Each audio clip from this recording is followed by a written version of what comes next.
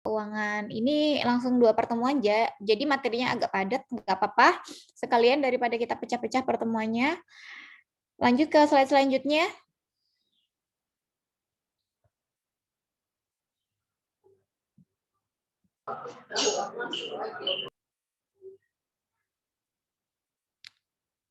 Yuk ke slide selanjutnya.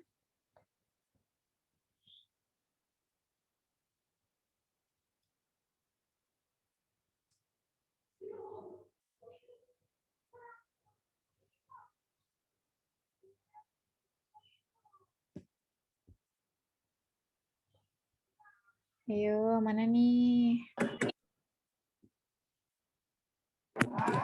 Halo.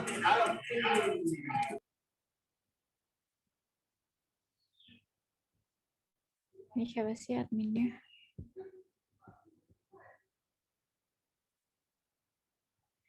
Sherly. Maaf Miss, sudah muncul belum? Belum. Belum ya, bentar Miss.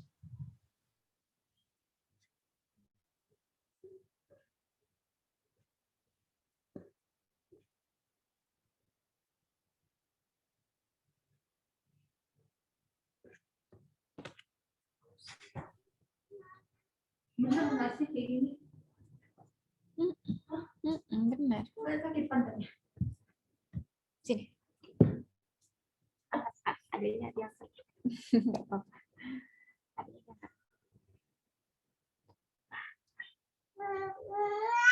Iya.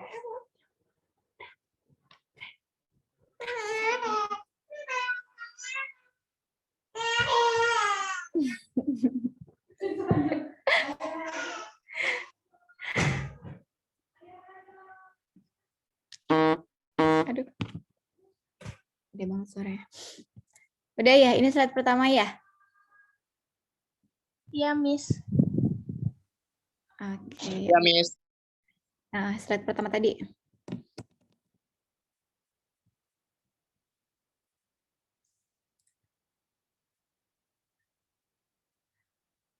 Ayo, balik ke slide yang pertama tadi.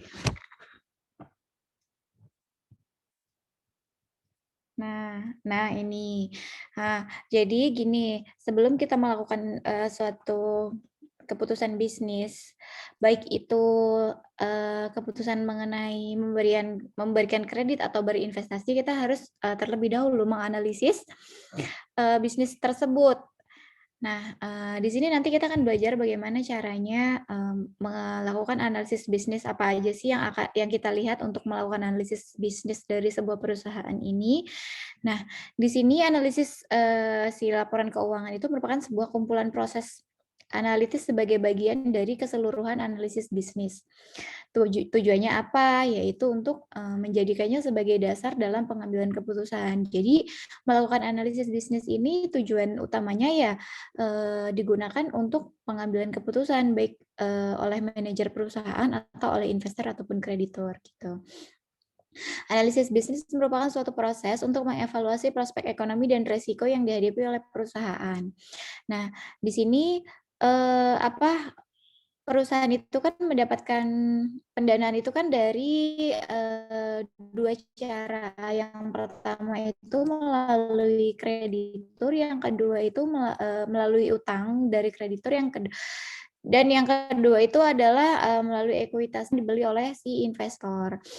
Nah, analisis bisnis ini merupakan dasar bagi baik itu investor ataupun kreditur ataupun manajer dalam mengevaluasi prospek ekonomi model bisnis yang sedang berjalan saat ini dan juga risiko yang kemungkinan akan dihadapi oleh perusahaan terkait dengan model bisnisnya. Nah, analisis bisnis memberi landasan bagi keputusan keuangan yang dibuat oleh manajer keuangan sehingga lebih siap terhadap risiko sebagai akibat dari keputusan bisnis yang dibuat. Jadi di sini melalui analisis bisnis ini, kemudian apabila sudah dianalisis dan sudah memberikan hasil, nanti hasilnya itu biasanya dijadikan sebagai landasan atau sebagai dasar dalam keputusan keuangan yang dibuat oleh si manajer keuangan. Jadi berdasarkan dengan data-data kuantitatif yang ada, data-data kualitatif yang ada melalui proses analisis bisnis ini diharapkan keputusan yang dibuat oleh si manajer ini akan tepat dalam menjaga kelangsungan bisnis gitu. Keputusan bisnis yang berlandaskan pada laporan keuangan bertujuan untuk mengurangi penggunaan dugaan, perasaan, intuisi dan sebagainya dalam pengambilan keputusan bisnis. Tentu kenapa? Karena kita memutuskan sesuatu berdasarkan data yang ada baik itu secara kuantitatif atau secara kualitatif. Jadi tidak pakai feeling ya, kayaknya ini kita harus ekspansi ke Eropa. Nah, alasannya apa nih mau ekspansi ke Eropa bisnis ini kayak gitu. Tapi kalau misalkan ada data-datanya, data-data pendukung yang memang ada yang memang mendukung bahwa bisnis ini bisa sukses nanti apabila ekspansi di Eropa itu nanti melalui si analisis bisnis ini gitu. Nah, keputusan itu juga pasti berdasarkan dengan data-data yang telah ada. Kalau misalkan dengan feeling atau perasaan itu kan kadang salah ya. Ya kalau pas perasaan saat itu lagi bagus, kalau lagi bad mood kan nanti keputusan yang diambil juga berdasarkan dari kondisi hari itu, kondisi mood hari itu gitu. Slide selanjutnya.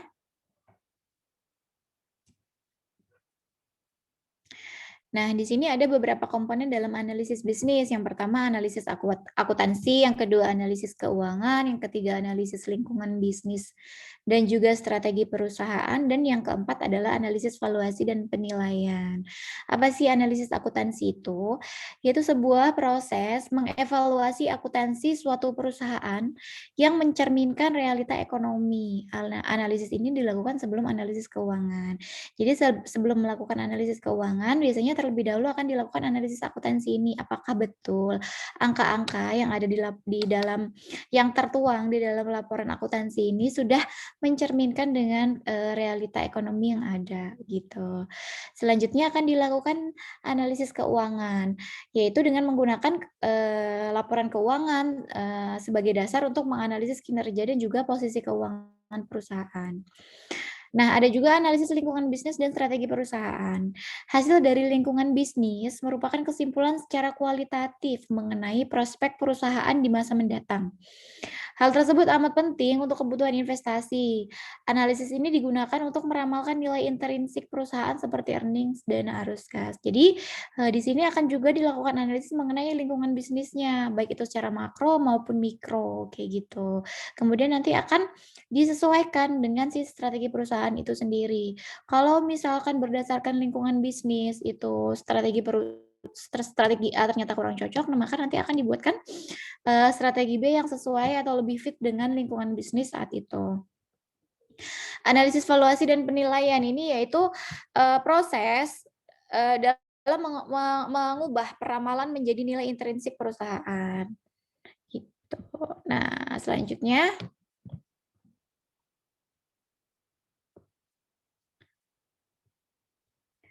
Nah, ini kita akan melakukan analisis lingkungan bisnis. Analisis lingkungan bisnis itu apa sih? Menurut Bapak Subramanyam ini tahun 2013 mendefinisikan bahwa analisis lingkungan bisnis itu adalah berusaha untuk mengidentifikasi dan menilai keadaan ekonomi dan industri perusahaan, termasuk analisis produknya, analisis tenaga kerjanya, dan pasar modal di dalam pengaturan ekonomi dan peraturannya. Jadi intinya analisis lingkungan bisnis itu baik secara internal maupun eksternal, baik secara mikro maupun makro dilakukan secara menyeluruh terhadap bisnis yang dijalankan oleh perusahaan. Analisis lingkungan bisnis sangat berhubungan dengan strategi bisnis seperti yang sudah disampaikan ya. Apabila ternyata menurut analisis lingkungan bisnisnya itu posisi bisnis kita tidak bagus contohnya dibandingkan dengan bisnis-bisnis lain di dalam satu industri yang sama, di situ kita juga menilai, oh bisnis yang lain itu kenapa ya kok bisa lebih unggul daripada bisnis kita padahal kita berada pada industri yang sama. Nah setelah kita analisis hal-hal yang mempengaruhi bisnis tersebut, kemudian nanti kita akan sesuaikan dengan pengambilan keputusan dalam pembuatan strategi bisnis gitu. Analisis lingkungan bisnis juga mencakup analisis internal dan juga eksternal. Analisis internal itu analisis yang berada di dalam perusahaan itu, kalau eksternal ya yang di luar perusahaan. Analisis eksternal merupakan segala hal di luar perusahaan yang mempengaruhi kinerja perusahaan dalam pengambilan keputusan. Nah, di sini lingkungan eksternal itu dapat berupa makro dan juga mikro. Kalian sudah belajar ya lingkungan eksternal bisnis itu di manajemen strategik. Udah belajar belum manajemen strategik? Lagi belajar, Miss. Nah, di sini nanti akan belajar tentang lingkungan eksternal dan juga lingkungan eksternal makro itu apa, eksternal mikro itu apa. Kalau makro itu hubungannya dengan cakupan yang lebih luas. Jadi biasanya lingkungannya itu tidak hanya mempengaruhi si bisnis yang dijalankan, tapi juga secara global di industri-industri yang lain juga gitu. Kalau misalkan analisis mikro itu kayak supplier cuman kayak ya yang di sekitar bisnis yang dijalankan aja gitu. Misal suppliernya, kemudian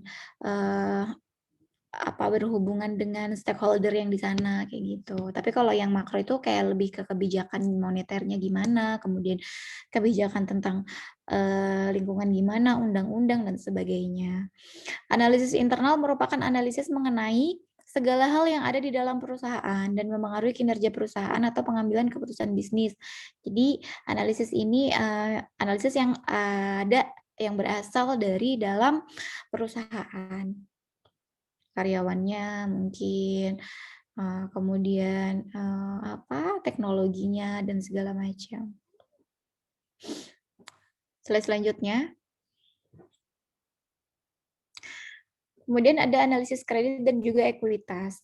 Nah, perusahaan mendapatkan pendanaan itu dari dua sumber, yaitu kreditur dan investor. Seperti yang sudah saya sampaikan di awal ya, kreditur itu yang meminjamkan uang. Investor itu adalah seseorang yang memberikan modalnya untuk diinvestasikan ke perusahaan dengan harapan si pemberi modal itu nanti akan mendapatkan return yang sesuai dengan ekspektasinya. Analisis kredit dilakukan oleh kreditur perusahaan, baik itu kreditur dagang atau yang kita sebut sebagai trade creditors. Trade creditors ini contohnya itu seperti supplier bahan baku kayak gitu ya. Itu kan sebenarnya kalau kita beli bahan baku itu kan jatuh temponya kan kurang lebih biasanya sih 30 hari. Nah, dalam 30 hari itu kan kita belum bayar uang pembelian gitu. Jadi disebutnya kita juga utang, tapi utang jangka pendek atau utang yang tidak berbunga. Maupun kreditor non dagang atau non-trade kreditor. Non-trade kreditor itu ya kreditor-kreditor yang kayak misalkan dari bank yang dia memberikan kreditnya itu tuh berdasarkan ada surat perjanjiannya. Trade creditors memperoleh return dari margin laba perusahaan. Jadi dari produk yang dia jual ke perusahaan kita, margin labanya itu adalah return yang ia dapatkan. Sedangkan kalau dari kreditor yang non-trade ini memperoleh returnnya dari pembayaran bunga perusahaan. Nah, keuntungan yang ia dapat itu ya dari bunga perusahaan. Kalau dia meminjamkan uang ke perusahaan kita, mungkin kan nanti ada bunganya itulah yang jadi return dari si non-trade creditors ini. Analisis kredit berfokus pada risiko dan untuk mengetahuinya, kreditur harus mengevaluasi creditworthiness perusahaan. Creditworthiness ini dapat dinilai dari likuiditas dan solvabilitas perusahaan. Jadi kita harus mengevaluasi seberapa bisa perusahaan itu dalam membayar utang-utangnya, kayak gitu. Nah, dapat dinilai dari mana sih perusahaan ini dari kondisi likuiditas dan solvabilitas. Likuiditas dan solvabilitas ini kita bisa lihat di mana sih? Di laporan keuangan perusahaan.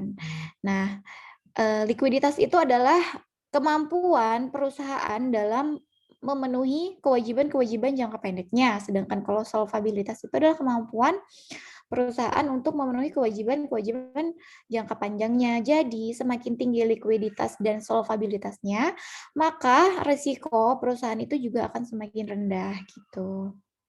Nah, disebutkan ya, semakin tinggi likuiditas dan solvabilitas, maka semakin rendah risiko dari kredit.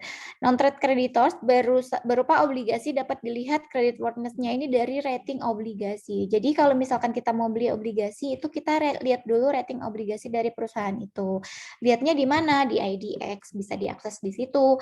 Paling bagus itu AAA, tapi kalau misalkan yang masih aman itu di BBB. Jadi kalau misalkan kita mau beli obligasi yang kita yakin kalau obligasinya itu aman dari gagal bayar, itu paling enggak ratingnya harus BBB gitu. Tapi biasanya memang obligasi-obligasi yang aman ini returnnya lebih rendah daripada obligasi-obligasi yang high risk. Ada juga kan yang kayak ratingnya itu yang CCC, mungkin dia akan lebih memberikan return yang lebih tinggi gitu. Cuman ya risiko gagal bayarnya juga akan tinggi.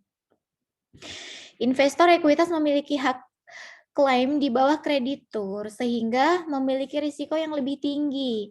Hal tersebut menuntut investor untuk lebih mendalam dalam melakukan analisis. Cara yang dapat digunakan yaitu dengan menggunakan analisis fundamental dan juga teknikal. Jadi di sini investor ekuitas itu adalah pemegang saham ya. Pemegang saham itu adalah posisinya itu di bawah kreditur. Jadi apabila perusahaan mengalami kebangkrutan, yang pertama dibayarkan terlebih dahulu adalah utang-utangnya. Baru setelah itu si pemilik sahamnya kayak gitu, pemilik saham biasa. Jadi posisinya itu tuh benar-benar di bawah. Setelah utang dibayarkan, pajak dibayarkan, baru si pemegang saham biasa nanti dibayar. Nah, itu kan berarti resikonya tinggi ya. Jadi karena resikonya tinggi tersebut, maka si investor ini harus lebih mendalam dalam menganalisis untuk melakukan investasi di suatu perusahaan gitu. Caranya dengan apa? Biasanya menggunakan kombinasi dari analisis fundamental dan juga teknikal. Analisis fundamental itu ya melihat dari kemampuan perusahaan itu sendiri dalam menghasilkan laba. Sedangkan analisis teknikalnya itu biasanya dilihat dari gerak-gerik perusahaan selama beberapa tahun sebelumnya gitu. Jadi bisa dilihat dari chart-nya, kemudian dari trennya dan segala macam. Next slide selanjutnya. Nah, kemudian ada analisis akuntansi. Analisis akuntansi merupakan sebuah proses yang dilakukan untuk mengetahui sejauh mana angka-angka dalam laporan keuangan merefleksikan realitas ekonomi. Laporan keuangan seringkali tidak mencerminkan kondisi ekonomi yang sebenarnya karena kuatnya penggunaan historical cost dibandingkan dengan fair value. Jadi di sini biasanya dalam pelaporan akuntansi ini kadang angka-angka yang ada di laporan itu tidak sesuai dengan kondisi realnya, tidak sesuai dengan fair value-nya. Nah, jadi dia lebih ke ya udah melihat dari historical cost-nya yang sebelum-sebelumnya biasanya gini. Padahal sebenarnya fair value-nya itu tuh tidak sama kayak gitu. Laporan keuangan juga merupakan tempat bagi manajemen untuk melakukan intervensi untuk mempengaruhi nilai laba yang dihasilkan perusahaan. Di sini kenapa harus kita analisis juga? Jangan sampai nanti yang dilaporkan di laporan keuangan itu tidak sesuai dengan realitanya gitu. Karena di sini ada kepentingan dari manajer untuk menaikkan laba agar value perusahaan dan reputasi perusahaan itu tetap terjaga gitu. Ada kepentingan yang seperti itu. Jadi kita harus juga melakukan analisis akuntansinya untuk memastikan bahwa memang si angka-angka yang terdapat di dalam laporan itu sesuai dengan nilai ekonomi atau realitas ekonomi yang memang ada gitu. Selanjutnya. Nah, kemudian kita analisis keuangan perusahaan. Jadi di sini kelangsungan hidup perusahaan itu biasanya akan tercermin, akan terlihat dari laporan keuangan perusahaan itu.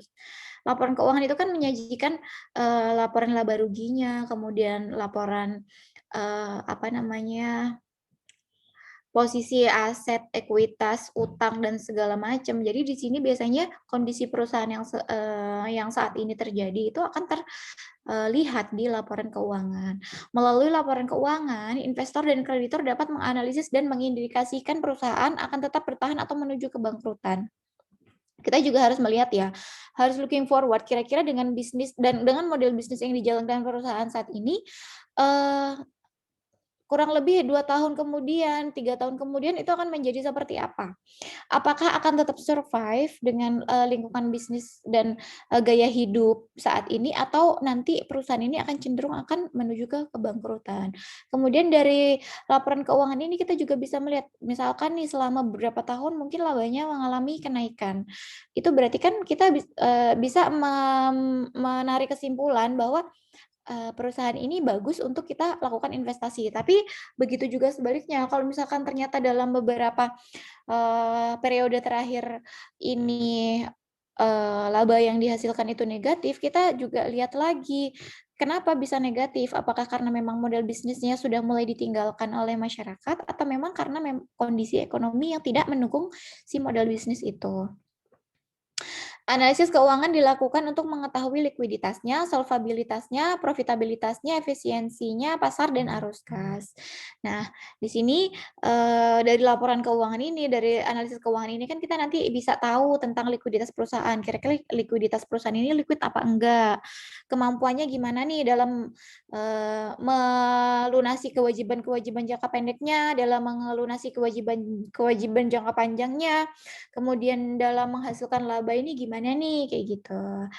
Kemudian analisis keuangan perusahaan dapat dilakukan secara time series dari tahun ke tahun maupun secara cross sectional atau membandingkan perusahaan sejenis dalam industri dan waktu yang sama. Time series itu kita membandingkan misalkan dari tahun 2010, 2011, 2013, 2014, 2015. Tapi kalau cross sectional ini biasanya membandingkan satu perusahaan dengan perusahaan-perusahaan lain di dalam satu industri yang sama. Contohnya kita membandingkan misalkan perusahaan properti Sumarekon dengan perusahaan properti Alam Sutra. Kita membandingkan dua perusahaan ini tapi di dalam masih di dalam satu industri yang sama gitu. Slide selanjutnya. Nah, ada juga laporan keuangan komparatif. Laporan keuangan komparatif ini merupakan laporan keuangan yang disajikan perusahaan dalam beberapa periode secara berurutan yang tadi sudah saya sampaikan ya, misal 2010, 2011, 2012, 2013 sampai saat ini. Kemudian menyajikan saldo-saldo dari tiap elemen laporan keuangan dari tahun ke tahun. Hal tersebut untuk mengetahui perubahan saldo tiap elemen dari tahun ke tahun. Misalkan laba tahun 2010 12, laba 2011, 13, laba 2013, 14 itu kan berarti kita bisa lihat dari time series-nya bahwa memang perusahaan itu mengalami kenaikan laba dari tahun ke tahun. Jadi dibuat seperti ini agar kita bisa membandingkan gitu. Analisis laporan keuangan komparatif dapat dilakukan dengan cara year to year change analysis atau number index trend analysis. Year to year change analysis menggambarkan saldo akun-akun dalam laporan keuangan tahun ini dengan tahun sebelumnya. Ini yang paling banyak kita jumpai. Jadi saldo tahun 2010 berapa, 2011 berapa, 2013 berapa itu ditulis dalam bentuk nominal. Sedangkan number index trend analysis menggunakan data apa ini kok salah sih? Pokoknya intinya number index trend analysis ini dia data-data keuangannya ini periode menghitung indeks masing-masing terlebih dahulu menentukan tahun dasar. Misalkan gini, kita tetapkan tahun dasarnya itu di 2013. Kita di 2013 itu nanti kita tetapkan misalkan 100. ketika mengalami kenaikan, kenaikannya itu berapa, di situ biasanya akan dihitung indeksnya. Misalkan kalau mengalami kenaikan berdasarkan si tahun dasarnya ini kenaikannya itu berapa, kayak gitu. Slide selanjutnya. Laporan keuangan common size. Laporan keuangan yang disajikan dalam bentuk persentase, bukan dalam bentuk nominal.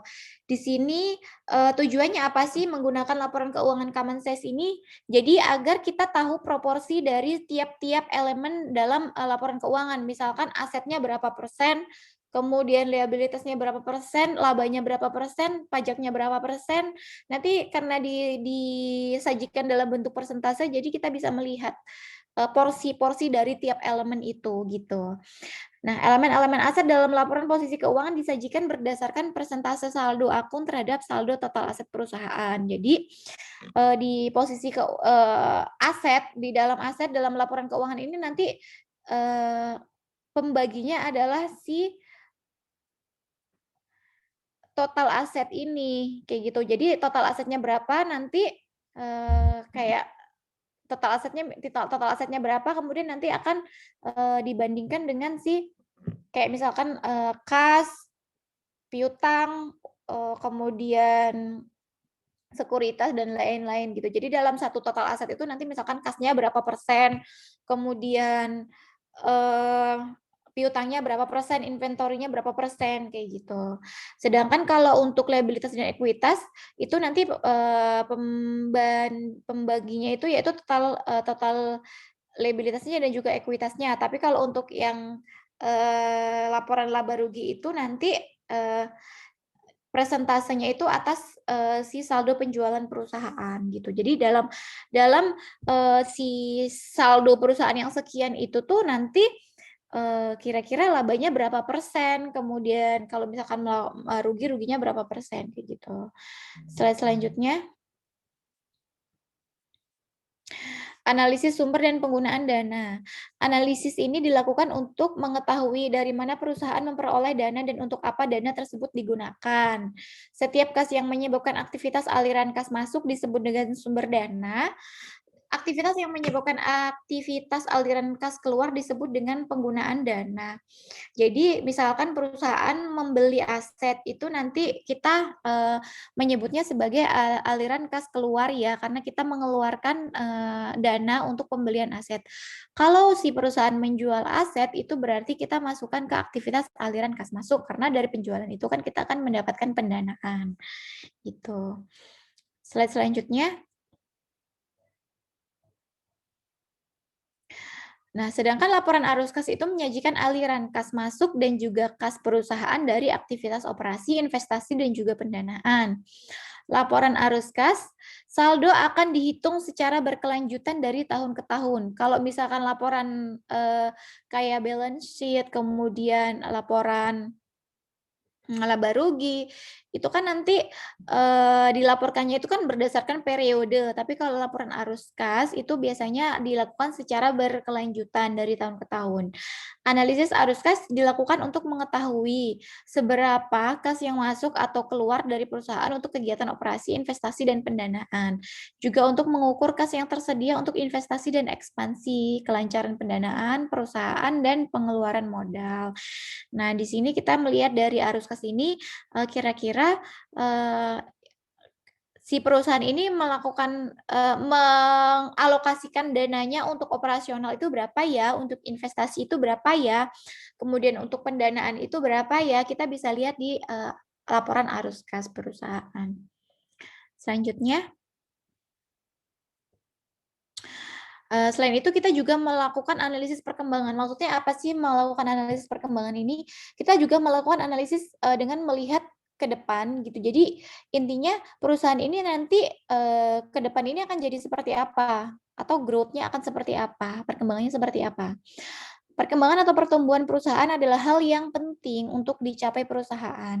Perusahaan yang berkembang adalah perusahaan yang mampu meningkatkan kinerjanya secara terus-menerus, baik dengan cara mendapatkan aliran arus kas yang positif atau kenaikan laba. Sama aja intinya ya, kenaikan laba. Jadi ya perusahaan yang berkembang itu ya semakin tahun ke tahun labanya semakin naik, kemudian aliran arus kasnya itu semakin positif. Nah, di sini ada beberapa analisis yang digunakan dalam menghitung atau menilai perkembangan dari si perusahaan itu. Kita lihat dari beberapa sisi. Di antaranya dengan cara menghitung dari internal growth rate-nya. Nah, jadi internal growth rate ini menunjukkan tingkat perkembangan maksimum yang dapat dicapai perusahaan tanpa menambah pendanaan dari luar. Jadi dengan aset yang kita punya itu tuh kita bisa mengembangkan perusahaan itu sampai sejauh mana, itu kita bisa lihat dari cara dengan menghitung internal growth rate-nya. Rumusnya apa? ROA-nya atau return on asset dikali dengan plowback ratio dibagi 1 minus ROA dikali plowback ratio.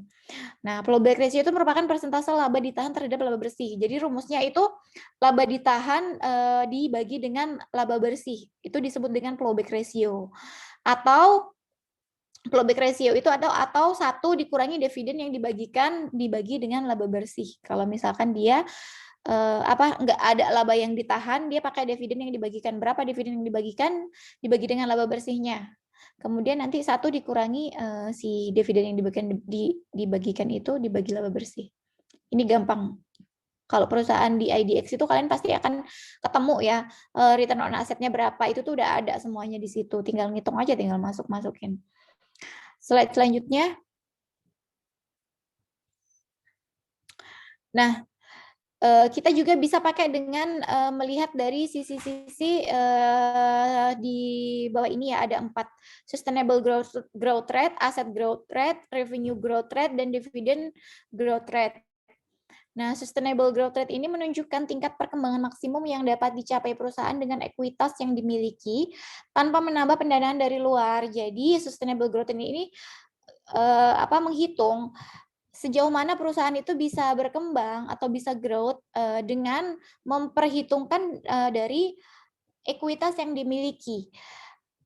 Nah, rumusnya apa? Rumusnya itu adalah ROE, return on equity dikali plowback ratio. Jadi kalau misalkan si yang sebelumnya tadi menggunakan return on asset, kita pakai return on equity dikali plowback ratio. Plowback ratio ini sama ya rumusnya, laba ditahan dibagi dengan laba bersih. Sedangkan aset growth rate ini mengukur bagaimana pertumbuhan perusahaan tahun tertentu dibandingkan dengan tahun sebelumnya. Ukuran perusahaan ini dicerminkan dalam total aset. Jadi gini, aset growth rate itu digunakan untuk mengukur sebenarnya bagaimana sih pertumbuhan perusahaan itu tahun ini misalkan dibandingkan dengan tahun sebelumnya kayak gitu. Nah, caranya apa? Ya dengan menghitung dari total aset tahun sekarang, misalkan kalau kita bandingkan tahun 2013 dengan 2014, berarti total aset tahun 2014 dikurangi total aset tahun 2013, kemudian dibagi dari total aset tahun 2013. Nanti akan kita lihat, akan terlihat di situ aset growth rate-nya berapa.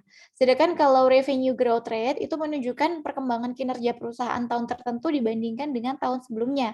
Jadi kalau aset itu mengukur bagaimana pertumbuhan perusahaan atau pertumbuhan ukuran perusahaan, kalau revenue itu tuh menunjukkan perkembangan dari kinerja perusahaan itu. Gitu, intinya itu ya, menunjukkan perkembangan kinerja perusahaan tahun tertentu dibandingkan tahun sebelumnya. Sama aja rumusnya dengan yang di atas, cuman kita ganti dengan revenue, karena ini revenue jadi kita pakainya pendapatan atau penjualan perusahaan tahun 2014 misalkan. Kalau kita mau membandingkan 2014 dengan 2013, jadi pendapatan atau penjualan tahun 2014 dikurangi dengan pendapatan atau penjualan tahun 2013, kemudian dibagi pendapatan tahun 2013. Itu nanti kan ada semuanya di laporan keuangan. Jadi saya harap sih kalian udah mulai cari-cari perusahaan-perusahaan, nggak usah yang gede-gede, yang kecil-kecil aja, yang nggak punya anak perusahaan. Kalian analisis di situ laporan keuangannya.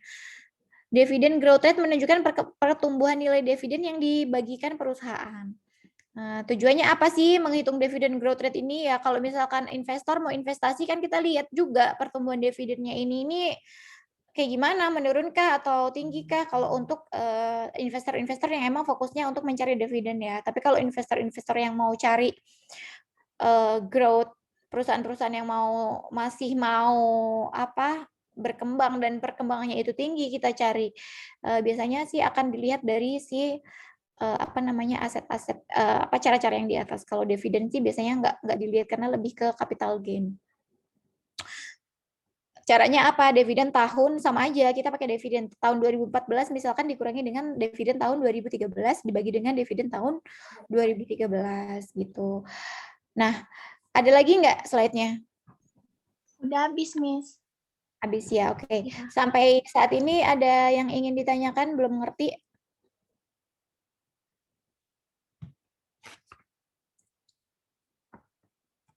Miss, sorry Miss. Iya. Pertanyaan. Siapa nih? Luhut Miss.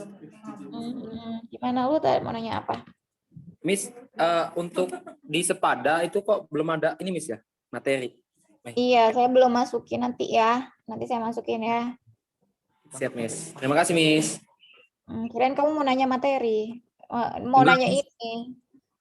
Penjelasan Miss luar biasa mantap. Awas ya kalau dikasih soal kamu nggak bisa ngerjain. Bohong, Miss. Ada lagi nggak yang lain yang mau tanya?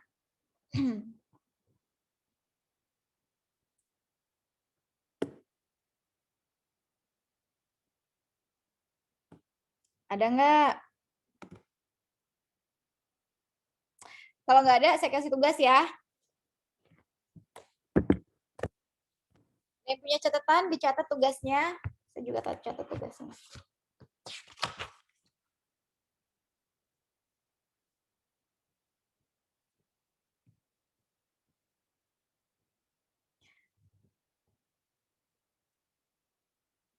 Udah nih, udah siap catatannya.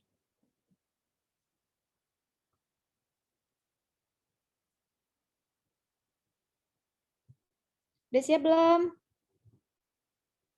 Sudah. Udah, Miss. Cari perusahaan di IDX.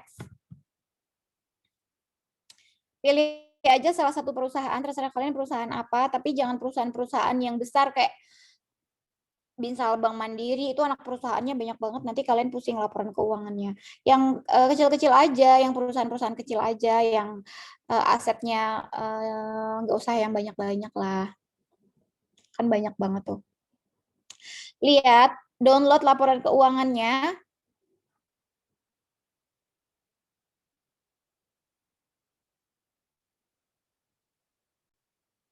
Kemudian nanti hitung ini ya, yang tadi ini.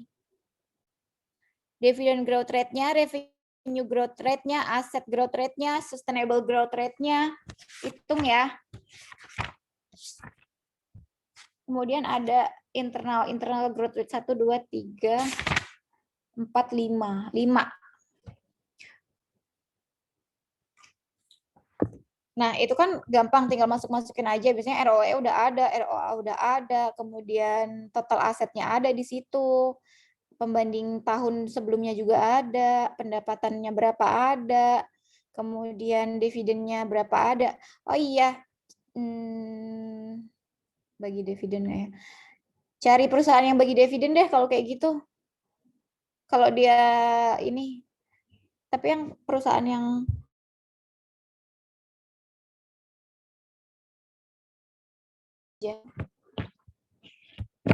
ada yang ditanyain nggak terkait tugasnya?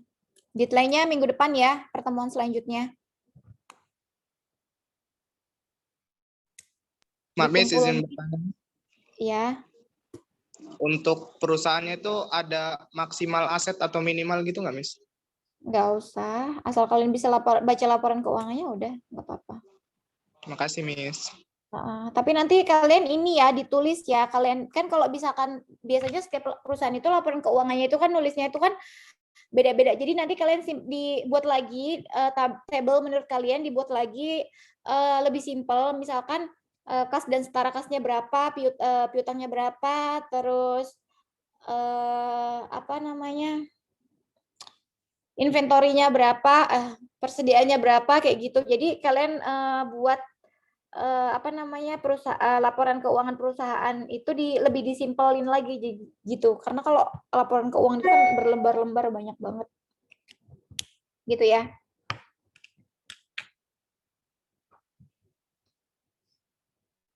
Ada lagi? Maaf, Miss, izin bertanya. Ini apa ditulis tangan atau di PDF ini? PDF diketik. Oh, diketik.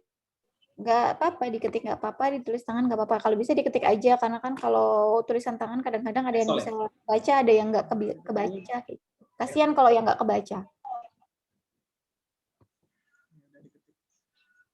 Oke, Miss, makasih. Ada lagi.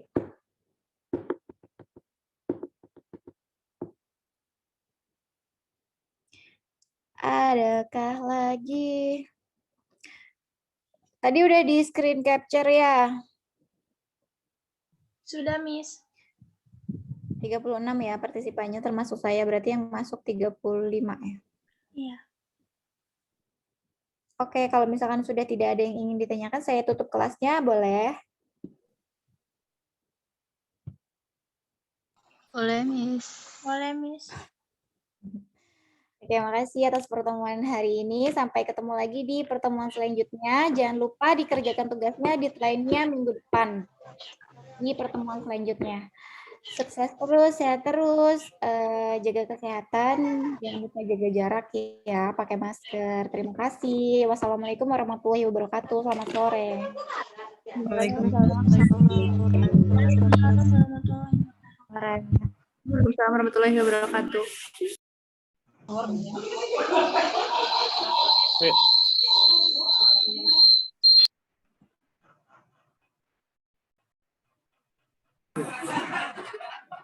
Kirim ke aku ya fotonya. Coy, ini masuk lagi nggak ya? Nggak masuk. Yang jam 5. Fotonya kirim ke aku ya. Tadi itu udah sekalian deh. Lo Nggak masuk usah ya. sendiri aja, Gus.